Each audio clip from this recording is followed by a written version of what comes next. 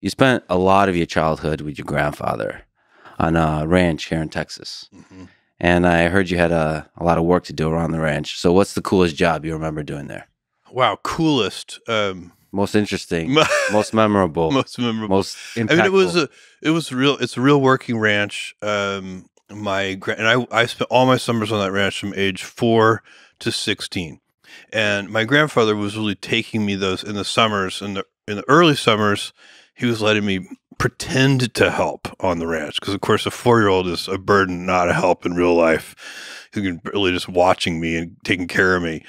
And he was doing that because my mom was so young. She had me when she was 17.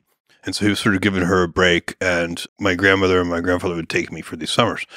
But as I got a little older, I actually was helpful on the ranch, and I loved it. I was out there, like, my grandfather had a huge influence on me, huge factor in my life. I did all the jobs you would do on a ranch. I've fixed windmills and laid fences and pipelines and, done all the things that any rancher would do, vaccinated the animals, everything.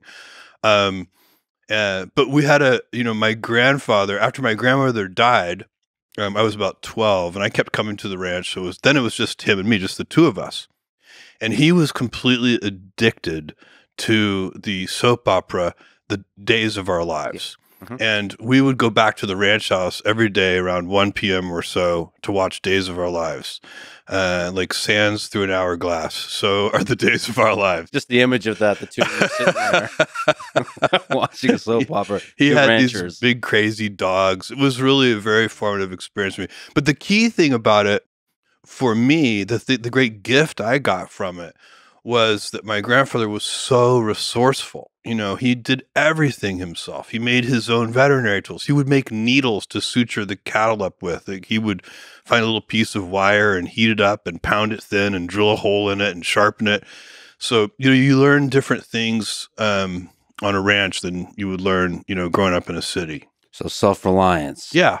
Like figuring out that you can solve problems with enough persistence and ingenuity. And my grandfather bought a D6 bulldozer, which is a big bulldozer, and he got it for like $5,000 because it was completely broken down. It was like a 1955 Caterpillar D6 bulldozer.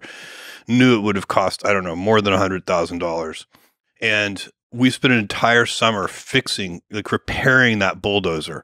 And we'd, use mail order to buy big gears for the transmission, and they'd show up, they'd be too heavy to move, so we'd have to build a crane, just that kind of that problem-solving mentality. He had it so powerfully.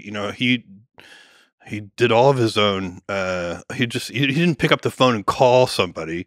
He would figure it out on his own.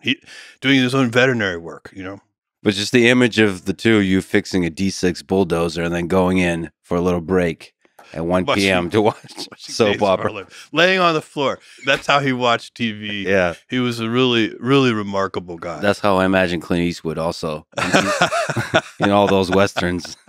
When he's not doing what he's doing, he's just watching soap operas.